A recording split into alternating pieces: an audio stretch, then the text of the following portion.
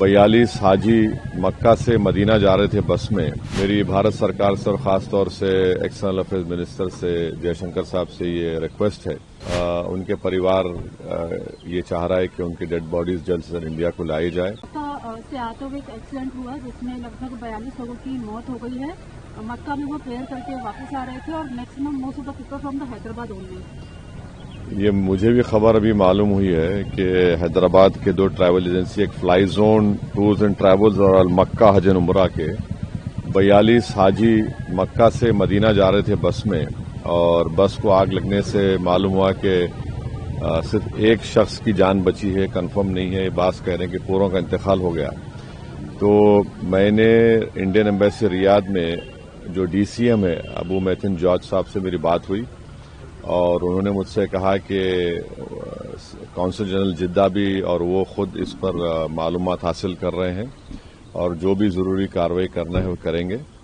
اور ساتھ ہی ساتھ میں نے ان تمام عمرہ پیسنجرز کے دونوں ٹریول ایجنسی سے ویزا ڈیٹیلز لے کر consul general of India Jeddah کو اور D C M Indian embassy Riyadh کو اور ساتھ ہی ساتھ فارن سیکرٹری کو میں نے ای میل کیا ہے.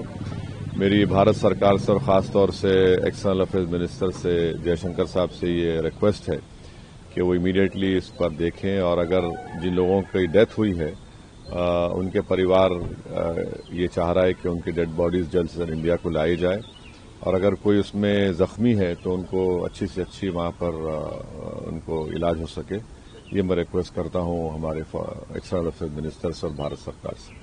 سر دلی میں ابھی حال ہی میں جو بلاسٹ ہوا ہے مفتی جی کہہ رہی ہیں کہ بھارت بتا رہا ہے کہ کشمیر کتنا سیف ہے لیکن دلی کے میں جو بلاسٹ ہوا ہے دلی بھی اب سیف نہیں ہے. جو کیندر کی پالیسیز ہے وہ پالیسیز ایسی ہے کہ کشمیر نہیں دلی بھی اب. دیکھیے میرا ماننا یہ ہے کہ جو ٹیررسٹ ایکشن دلی میں ہوا اب تو NIA نے کہا کہ سوسائڈ بمبر تھا. ہم اس کا کنڈیم کرتے ہیں.